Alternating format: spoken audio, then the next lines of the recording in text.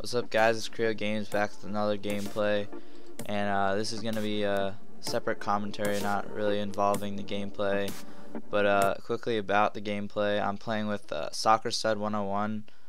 I'll leave his channel in the description. You should go check him out. He's going to be coming out with a cool stomper montage soon, so look forward to that. And so I was the kit demo man, but I don't really use demo man at all in this gameplay, so I was basically no kit. But at the start we found a temple and a blacksmith, so we were able to get a bunch of iron and gold armor at the start. So it was a pretty good gameplay from the beginning. And you'll see towards the end that Soccerstud actually dies, and then I have to kill the last guy after he gets Soccerstud's arm, which is pretty depressing, but still gameplay. But what I wanted to talk about today was the recent kit changes and balancing and all the updates surrounding that. So here I'll pull up the kit changes. So array regenerate over time. No one really uses that kit, so I don't think that's a big difference.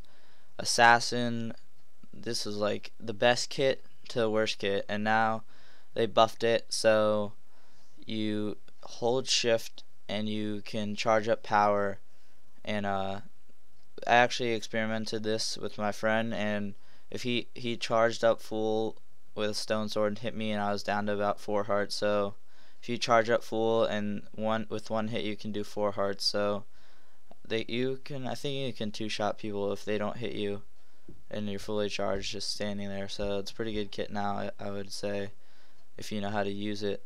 Barbarian, which is a pretty cool kit now. I don't know exactly how they coded that. It seems like it'd be a really hard idea to concept to code, but you start out with a wood sword and you basically level it up with experience that you get from killing players and mobs and iron and stuff like that. So based on your experience bar, you can raise it from a wood sword all the way to a diamond sword, but you would need a lot of levels. So that's a pretty cool idea. Beastmaster, they buffed it so the dogs are 100% tameable with the bone. Like, I remember if I would use that, I would use a bone and I would get like 1 dog out of 3 and I would get mad. So I didn't like that kit that much, but now I guess it's better, but still not one of the best kits. So Berserker, I actually swapped this kit because now it sucks basically. Strength 2 and Nausea 2 for 2 seconds from killing players, and 2 seconds that sucks basically. Strength 1 and Nausea 1 for 5 seconds from killing hostile mobs. So that's probably gonna hurt you more with the Nausea. Even though you have Strength 1, it's probably gonna hurt you more with the Nausea. Speed 1 and Weakness 1 from killing passive mobs. That's kind of stupid. I don't see why you would want Weakness. So that kit sucks. I traded it in. I would recommend to do that if you still have it. Burrower, slime balls regenerate over time.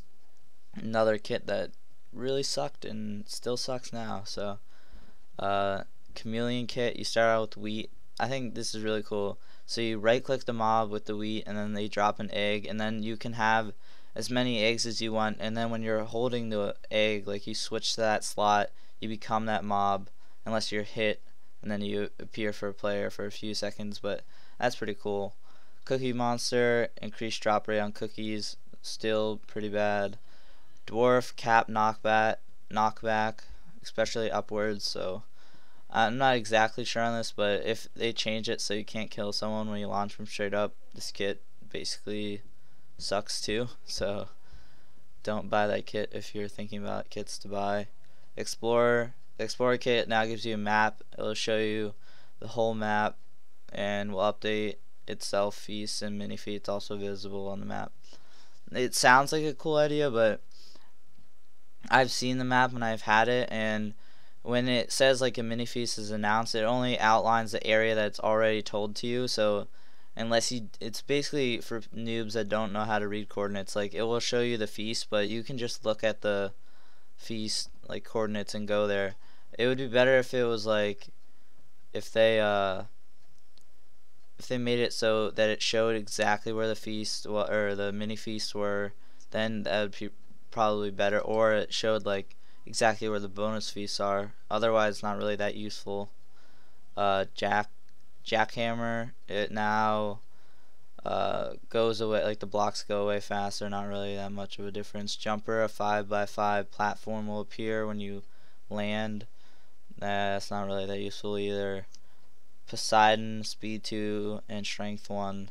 I don't know what speed 2 does in water, but 2 seconds after leaving the water you still get it, but yeah, it's not as good as before. I mean, I kind of like it because there's no like strength 2 kits anymore, no 2-shot kits, but Scout regenerates potions, not that useful. Spider-Man still sucks.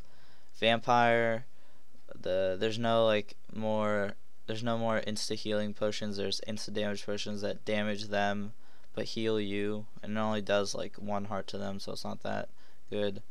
Another kit that was changed that is a big deal is Thor. Above 80 it will give you knockback, so like if someone's towering up they can still Thor you off, but on the ground it will give no knockback, so you can't keep backing up and Thoring. And the cooldown is also increased, so that's good because I never really used that kit because it doesn't really help me PvP.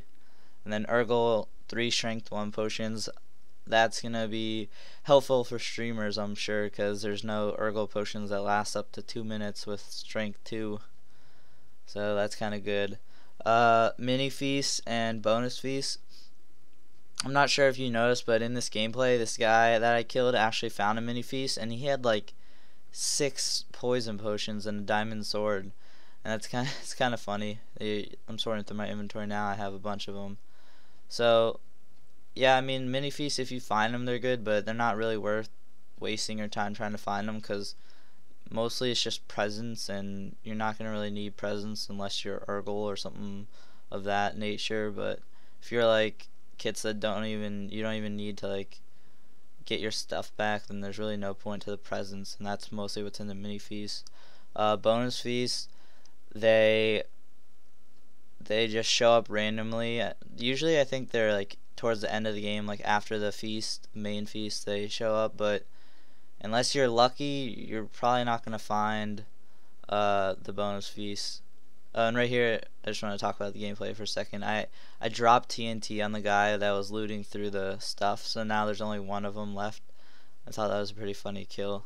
Anyways, another thing that probably makes me the most upset out of all the changes is the long-lasting games. After 50 minutes into the game, all players will be teleported into the middle of the map and fight to death, and forcefully end at 60 minutes, deciding the winner based on stats or most kills.